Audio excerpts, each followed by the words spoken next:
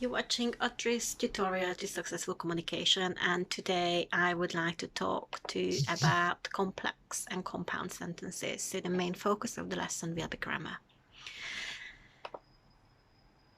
The learning objective of the lesson is to use a variety of sentences when you're writing, and the aim is to recognize compound and complex sentences and to use complex and compound sentences in your writing, and to correctly punctuate a range of sentences.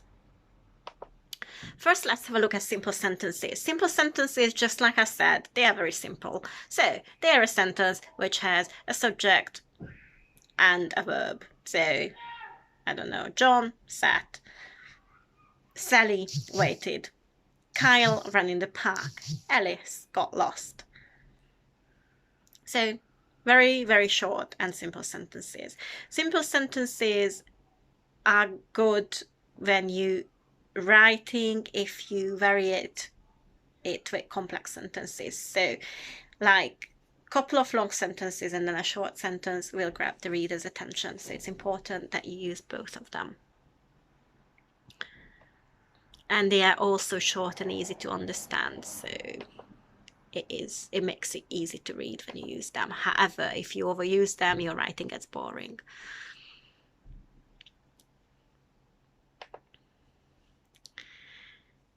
Right, you can use different sentence structures in your writing when you use compound and complex sentences. Now, let's have a look at compound sentences first.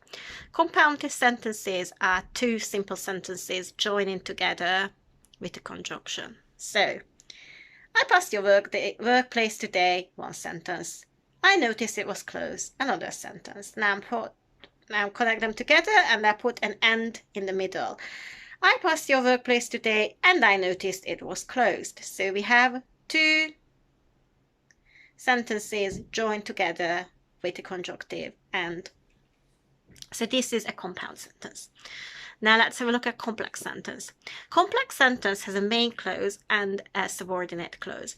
A main clause is usually a part of the complex sentence which makes sense by itself, and the subordinate clause is just a part of the sentence if you just cut off by itself, it won't make sense. Now let's have a look at some examples. Joanna thought she could run to the bus stop despite her high heel shoes. Right, so the main cause here is Joanna thought she could run into the bus stop, because that makes sense by itself. If I say Joanna thought she could run to the bus stop, you will understand what I'm saying.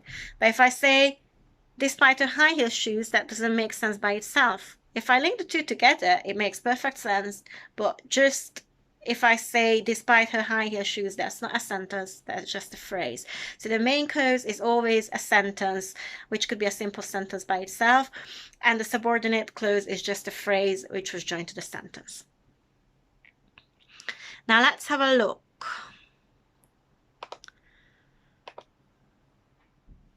How to punctuate these sentences. Right.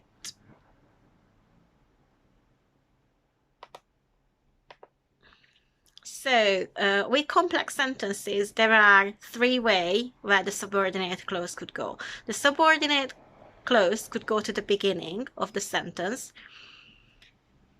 Even when it was raining, that's a subordinate sentence. Tom wanted to go for a walk. And then after you say even when it was raining, you put a comma and then you add Tom wanted to go for a walk. So when it's in the beginning of the sentence, you put the subordinate clause there, you put a comma, and then the rest of the sentence. It could go into the middle of the sentence like a sandwich. So you cut up your main clause into two parts, like Tom, comma. Now comes the subordinate clause. Even when it was raining, comma again, wanted to go for a walk. So Tom, even when it was raining, wanted to go for a walk. So you kind of cut up your main clause and you inserted the subordinate clause in the middle, like a sandwich. And in this case, a comma goes before and after the subordinate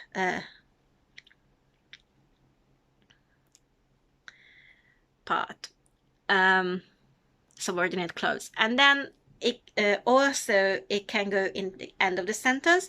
Don't want it to go for a walk even when it was raining. In that case, you don't need a comma. I will put these examples in a sheet so you can follow it a bit better like that. Right, so that's it. Thank you so much for watching, and don't forget that no pomegranate in my classes. Follow me on Facebook. I have a really good group where I share more things like worksheets, examples, and sentences, which will help you to improve your English. Thank you so much for watching. Bye.